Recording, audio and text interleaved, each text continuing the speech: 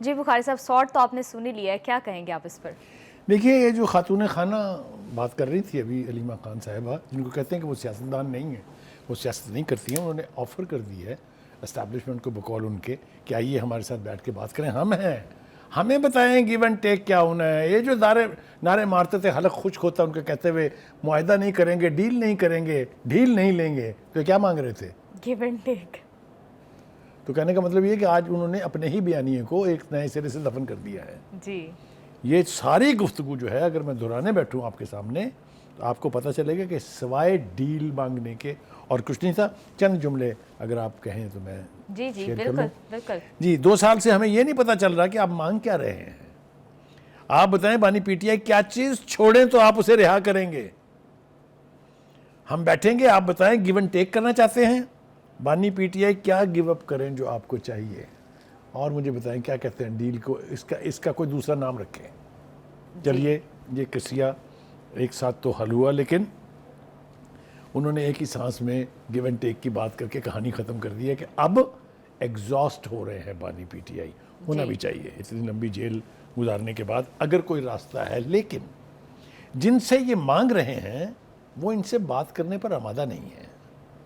وہ ایک سے زیادہ مرتبہ ہم بھی بتا چکے ہیں لوگوں کو اور وہ خود بھی بتا چکے ہیں کہ thank you very much, good knowing you, we don't want to talk to you. اب یہ کیا اس کا نتیجہ نکلے گا، کون اس کو رسپونڈ کرے گا، کیسے ہوگا، یہ بعد میں چھوڑتے ہیں۔ آجائیے جناب، آپ کے فیوریٹ علی امین گنڈا پور صاحب جو ہے، انہوں نے 2-3 ایسی باتیں کہی ہیں جس کا ذکر کرنا بہت ضروری ہے۔ پہلی بات تو انہوں نے یہ کہی کہ ان کو شرم آنی چاہیے، بانی پی ٹی آئی کا مینڈیٹ چوری کر کے بیٹھے ہیں۔ ہاں جی، یہ شرم تو آنے جانے والی چیز ہے نا جی، آتی جاتی رہتی ہے۔ وہ ہے نا ایک شعر کے پہلے آتی تھی تھوڑی تھوڑی شرم، اب کسی بات پر نہیں آتی۔ 2018 کے الیکشن میں کس کا مینڈیٹ چوری کیا تھا آپ نے جو آپ اقتدار کے ایوانوں تک پہنچے تھے؟ ہے کچھ یاد آپ کو؟ اینی وے، اس سے آگے میں جانا نہیں چاہتا ہوں۔ وہ قرض کر رہے ہیں جی کہ جن کے حکم پر یہ چل رہے ہیں انہوں نے پہلے ملک کا تختہ الٹا تھا، اور ملک کی تباہی تب شروع ہوئی تھی جب مارشاء اللہ لگتے تھے۔ میں وثوق کے ساتھ، کلیئرٹی کے ساتھ یہ کہتا ہوں کہ پاکستان کی پوری 75 سالہ تاریخ میں عمران خان نے وزیر اعظم ہوتے ہوئے فوج کو جتنا سیاست میں گھسیٹا اور گراس روٹ لیول پر لے آئے، اس کے جرنیل کو جمہوریت کا باپ قرار دیا۔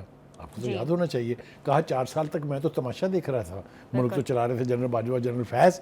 یہ ہے وہ حرکت جس کی وجہ سے فوج جو ہے اس کا نام بھی بدنام ہوا ہے، آپ کی حکومت بھی گئی ہے، آپ کو ووٹ آف نو کانفیڈنس کے ذریعے نکالا گیا ہے۔ تو یہ ریالٹیز جو ہیں، بیرسٹر صاحب بھی کہہ رہے ہیں کہ 26ویں ترمیم کی زنجیریں توڑ کے خان صاحب کے کیسز سنیں۔ ہوشی بیرسٹر صاحب ان کے تو خیر بیانات جو ہیں وہ اس کو بہت سیریسلی لینے کی ضرورت نہیں ہے۔ وہ زنجیریں جب توڑیں گے ہم دیکھ لیں گے۔